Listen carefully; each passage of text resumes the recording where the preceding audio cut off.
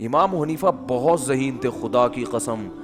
جو امام ابو حنیفہ کا رحمہ اللہ کا فقہ غور سے پڑھے گا نا, اسے لگے گا امام صاحب کوئی چھوٹی موٹی چیز نہیں تھے. حدیث میں ہمیں نماز کے بارے میں, عصر کے بارے میں مثل اول بھی ملتا ہے, مثل ثانی بھی ملتا ہے. بخاری مسلم کی حدیثوں سے ہمیں پتہ چلتا ہے کہ جس ٹائم پہ ہمارے جو اہل حدیث حضرات عصر کی نماز پڑھتے ہیں نا, اس کا بھی ثبوت حدیث سے ہمیں ملتا ہے. اور یہی ٹائم امام شافعی کا بھی ہے, جو عصر بہت جلدی پڑھی جاتی ہے. پورے سعودیہ میں آپ نے دیکھا ہوگا بہت جلدی عصر پڑھ لیتے ہیں وہ. لیکن امام حنیفہ کی رائے یہ کہ دیر سے پڑھی جائے, جب ہر چیز کا سایہ دگنا ہو جائے. کتنا ہو جائے؟ دگنا. اب بہت سے حضرات کہتے ہیں امام حنیفہ نے اس حدیث کی مخالفت کر دی جس میں جلدی پڑھنے کا ہے.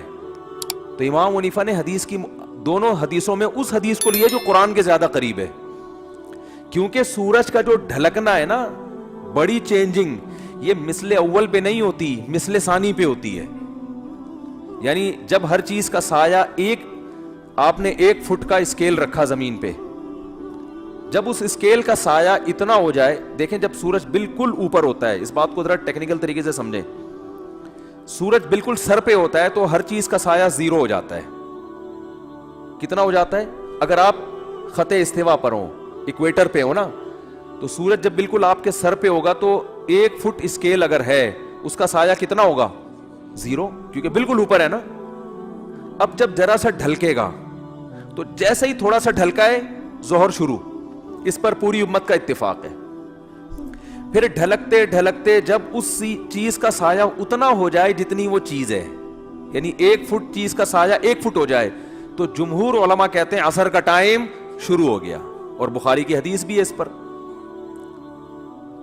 لیکن بخاری ہی کی دوسری حدیث سے پتہ چلتا ہے کہ ایسا نہیں ہے. بخاری مسلم کی, چونکہ ابھی میرا یہ ٹاپک نہیں ہے اس لیے میں حدیثیں پیش نہیں کر رہا, ورنہ پورا وہ ٹاپک اختلافی مسئلے پہ چلا جائے گا. اس سے پتہ چلتا ہے کہ نہیں, ابھی عصر کا ٹائم شروع نہیں ہوا, بلکہ ہر چیز کا سایہ جب دگنا ہو جائے گا, 1 فٹ کی چیز ہے, اس کا سایہ کتنا ہو جائے؟ 2 فٹ, تو عصر کا ٹائم شروع ہوتا ہے. اس وقت عصر کا ٹائم شروع. یہ امام ابو حنیفہ کا قول ہے, راجح قول, کہ بہتر یہ ہے, افضل یہ ہے کہ عصر کی نماز اس وقت پڑھی جائے, اس سے پہلے پڑھنا فتویٰ اس پر ہے کہ جائز تو ہے مگر بہتر نہیں ہے. تبھی ہمارے ہاں ہندوستان پاکستان میں دیر سے عصر ہوتی ہے. عرب کنٹریز میں چونکہ فقہ حنبلی کو فالو کرتے ہیں نا, شافعی اور حنبلی, وہ جلدی, اہل حدیث بھی جلدی پڑھتے ہیں. لیکن قرآن میں اگر آپ غور کرو گے تو قرآن سورج کے ڈھلکنے پر, اور یعنی کوئی بڑا تغیر ہونا چاہیے زمین میں, تو وہ جو بڑی چینجنگ ہے نا, اس وقت نہیں ہوتی جب ہر چیز کا سایہ 1 مثل ہو, بلکہ وہ اس وقت ہوتی ہے جب ہر چیز کا سایہ کیا ہو؟ 2 مثل. اس وقت ٹائم بہت چینج ہو چکا ہوتا ہے. جب ہر چیز کا سایہ 1 مثل ہوتا ہے تو ٹائم میں چینجنگ نہیں ہوتی. یعنی ایک عام آدمی سے آپ پوچھیں گے تو وہ ٹائم بتا بھی نہیں سکتا, یعنی وہ اندازہ بھی نہیں لگا سکتا کہ یہ ظہر ختم ہوئی ہے یا عصر شروع ہوئی ہے کہ نہیں ہوئی ہے. جبکہ جو عصر, جب سورج میں تپش بالکل کم ہو جاتی ہے سورج کی, اس وقت کائنات میں بڑی تبدیلی ہو چکی ہوتی ہے. تو امام صاحب کی دلیل یہ ہے کہ اس کائنات میں جب بڑی چینجنگ ہوگی سورج کی حرکت کی وجہ سے, تو نماز کا ٹائم, کسی نہ کسی نماز کا ٹائم آ رہا ہوگا, تو وہ چینجنگ مثل اول پہ نہیں ہوتی بلکہ مثل ثانی پہ ہوتی ہے. اور ایک اور بھی حدیث ہے امام حنیفہ کی دلیل, بخاری مسلم کی بات چل پڑی ہے, لوگ کیونکہ کلپ بنا کے مارکیٹ میں چلا دیتے ہیں نا, پھر ادھوری دلیل آتی ہے. حدیث میں آتا ہے آپ صلی اللہ علیہ وسلم نے فرمایا, بخاری مسلم کی حدیث ہے, کہ میری اور پچھلی امتوں کی مثال اس مزدور کی ہے کہ ایک مزدور نے فجر سے لے کے ظہر تک کام کیا, اجر 1 قرات ملا. ایک نے ظہر سے لے کے عصر تک کام کیا, اجر 1 قرات ملا. اور ایک نے عصر سے لے کے مغرب تک کام کیا, اجر 2 قرات ملا. تو آپ نے فرمایا کہ عمل قلیلا و اجر کثیرا, جو فجر سے لے کے ظہر تک کام کر رہا ہے بہت زیادہ کام کرے گا مگر اجر کتنا؟ 1 قرات. جو ظہر سے لے کے عصر تک کام کر رہا ہے, عمل حدیث کے مطابق بہت زیادہ کر رہا ہے, اجر کتنا مل رہا ہے؟ 1 قرات. لیکن آپ نے فرمایا جو عصر سے مغرب کر رہا ہے, عمل کثیرا عمل قلیلا, عمل بہت تھوڑا کیا, اور اجرا کثیرا, اجر زیادہ ملا. یہ حدیث کے الفاظ ہیں. تو پچھلی امتیں کیا ہیں؟ یہود و نصارہ. یہودیوں نے فجر سے لے کے ظہر تک عمل کیا, عمل 1 روپیہ ملے گا ان کو, ایک مثال دے رہا ہوں روپے سے. عیسائی نے بھی بہت لمبا عمل کیا, ظہر سے عصر تک عمل, ثواب کتنا مل رہا ہے؟ 1 روپیہ. اس امت نے بہت تھوڑی دیر عمل کیا مگر اجر کیا مل رہا ہے؟ دگنا. تو یہود و نصارہ اللہ سے کہیں گے اللہ ہم عمل زیادہ کر رہے ہیں اجر کم, یہ عمل کم کر رہے ہیں اجر زیادہ. تو اللہ فرمائیں گے کہ میں تم پہ ظلم نہیں کر رہا, تمہیں تمہارے عمل کا پورا بدلہ دے رہا ہوں. اس امت کو تھوڑے عمل پہ جو میں اضافی دے رہا ہوں تو یہ میری مرضی ہے, یہ میرا فضل ہے. بھائی ایک مزدور سے 1 گھنٹہ گڑھا کھدوائیں, اجرت طے ہوئی 100 روپے, وہ دے دیا آپ نے.